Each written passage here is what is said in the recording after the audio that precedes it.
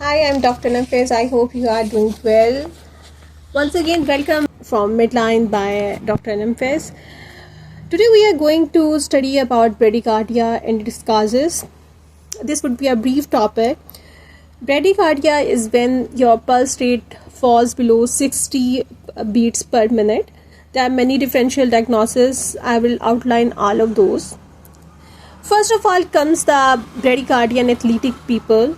Athletic heart bradycardia. When the patient is young, fit, asymptomatic, then a normal history of physical examination, when we check the pulse and we find out that patient has heart rate less than 60 beats per minute. So that patient can be an athletic when the patient is young, fit and asymptomatic. We finalize by the predictable outcome of the management. For example, we can reassure the patient and say the patient that it has a happy outcome. Then there are certain drug effects that can also cause bradycardia, as suggested by patient history. If the patient is taking beta blocker, for instance metoprolol, propranolol or digoxin, that is a cardiac medication, both of these medications can cause bradycardia, and we can confirm it not only by assessing the patient pulse and on ECG, but ECG shows a specific sign, that is reverse tick sign, in which there is a special form of ST depression on the ECG strip, and serum levels in digoxin toxicity are raised. We finalize the predictable outcome of management, for example, normal heart rate when drug stopped or when the antidote is given. Then comes sinoatrial disease. In sinoatrial disease, elderly people most often have SA node dysfunction. In myocardial ischemic patients or otherwise due to old age, that's known as ischemic heart disease in elderly patient. We confirm by ECG. On ECG, we find out abnormal P wave or PR interval or pulse is greater than 25. We finalize this predictable outcome by correction of abnormal electrolytes, or we give atropine, or we attach temporary pacing machine, that is temporary pacemaker, when the patient is unstable, or we can implant permanent pacemaker otherwise. We do echocardiogram for left ventricular function if history of syncope is present. There are many reasons of syncope. We can make another video for that. Next comes the ventricular supraventricular bigeminy. That can be the cause of bradycardia. We confirm it by ECG. There can be associated ischemic heart disease in ventricular supraventricular bigeminy. Or we also do 24-hour ECG monitoring, that is Holter monitoring, that show premature ectopics with and compensatory pass can be seen on the Holter monitoring.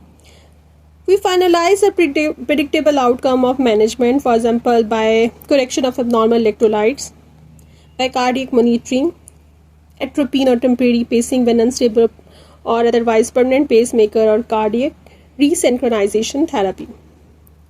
We do echocardiogram for left ventricular dysfunction if history of syncope is present. Next comes myocardial infarction. If the patient has central chest pain plus minus radiation to the jaw or the left arm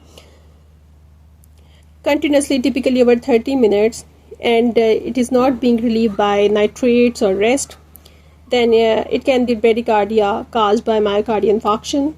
On ECG, we see ST elevation of 1 millimeter in limb leads or 2 millimeter in chest leads on serial ECG monitoring. Troponin I is usually raised in myocardial ischemia. How do we manage bradycardia and MI? We give oxygen therapy, high dose aspirin, nitrates via IV or oral. We withhold beta blockers if pulse is less than 60. We give statins, AC inhibitors. We also recommend primary angioplasty or urgent thrombolysis in myocardial infarction cases. Then comes hypothyroidism. A patient who has hypothyroidism, that person can have constipation, weight gain, dry skin, dry hair, reduced reflexes, reduced energy, and on thyroid profile, TSH is raised, T4 is reduced. We manage it by giving thyroxine replacement therapy. Next comes hypothermia. Hypothermia, patient would have exposure to cold temperature or prolonged immobility. On temperature assessment, the temperature can be less than 35 Celsius. We manage it by gentle rewarming. We can give space blanket, warm fluids, IV and bladder irrigation through warm saline. Next comes severe electrolyte disturbances.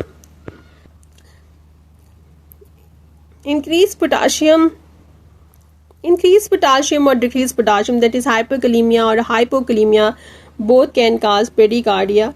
If the patient has drug history that are responsible for these electrolyte disturbances or renal failure, we can do the ECG to see the electrolyte changes. In case of hypo and hyperkalemia, there are specific ECG changes in the T waves.